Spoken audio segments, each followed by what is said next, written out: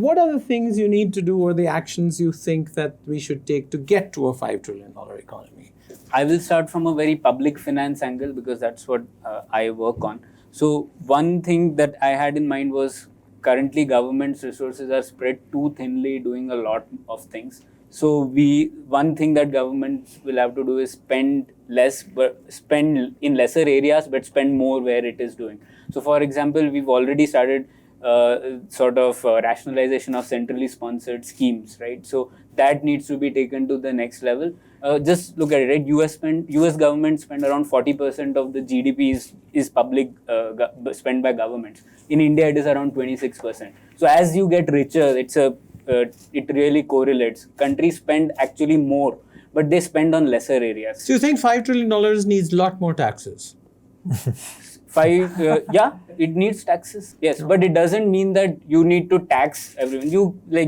Our direct tax ratio, etc., is still much below the rates that anyone at our GDP itself would have. On the taxation point, I don't think it's about more taxation, but it's deeper and wider. Yeah. So the number of taxpayers is very tiny, and it goes back to my theme of corruption and the whole black economy, that unless you get everybody to pay the taxes and increase the direct tax pie, a government which wants to spend on more public health care, on education, on the rest of the social indicators, you simply don't have the money. So what do you think? What do we need to do to get to $5 trillion? Yeah. So what would you say the actions we need to take? So let's assume productivity matters a lot, right? Now, clearly, productivity improves either because you have deepening of the capital pool, or increasingly, as Paul Romer has taught us, is increasingly a function of innovation, right? Now, innovation is needed both, from many market participants and state participants. So the question is, innovation happens in the context of an innovation architecture. Today, the kind of multiplier that you need are actually technology platforms. And the question then becomes, is India able to embrace the right innovation architecture? Take agriculture as an example. Take education as an example. I mean, we know today, whether it is agriculture, our innovation architecture is broken, right? Doing more of the same is not going to get us anywhere.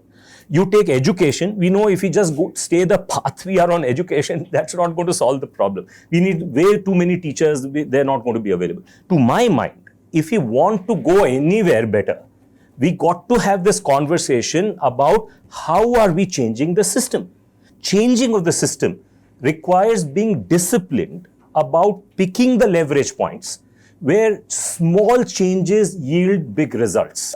Give 3 leverage points. So let's take credit as an example, right?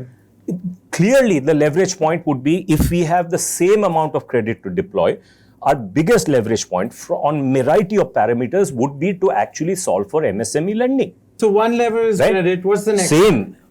I would say education. So education and health.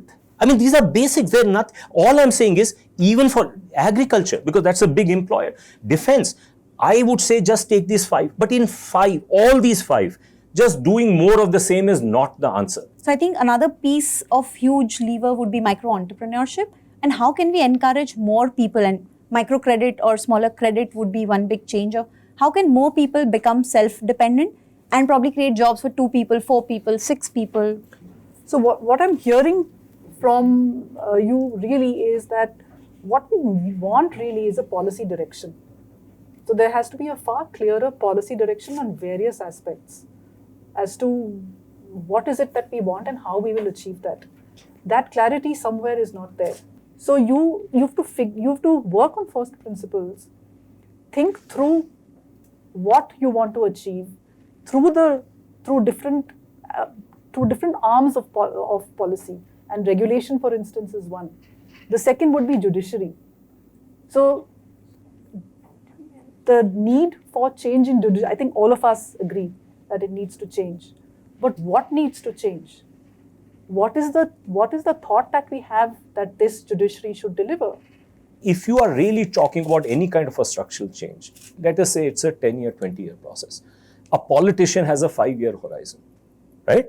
So the question is, the democracies that have done well are the ones that have created institutional structures that allow for longer range thinking and that the politicians pick up when the moment is right. Point is, we did not create the institutional structures because I think our elites basically became handmaidens of the politicians. This notion that we will have these technocratic institutions which need to be given more independence and empowered more. I think there is a role for technocracy in reforms. There is a role for technocracy in reaching a $5 trillion economy. But it's highly unlikely a bureaucrat would set a $5 trillion goal.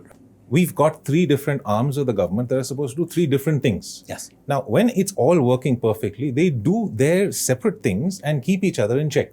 Yes. And so we cannot say that we've got to divorce the politician from the goal of achieving a $5 trillion economy because that's the poetry. And the bureaucrat should not be working on the same time horizon as the politician. One of the reasons why we didn't get there sooner is because we've built up so much friction in our system that it slows us down. And we've got to find a way to unclog the gears. We've got to find a way to remove the friction. And where is the biggest source of friction today? The biggest source of friction is in the lower bureaucracy, the lower judiciary, and the lower law enforcement, and the police.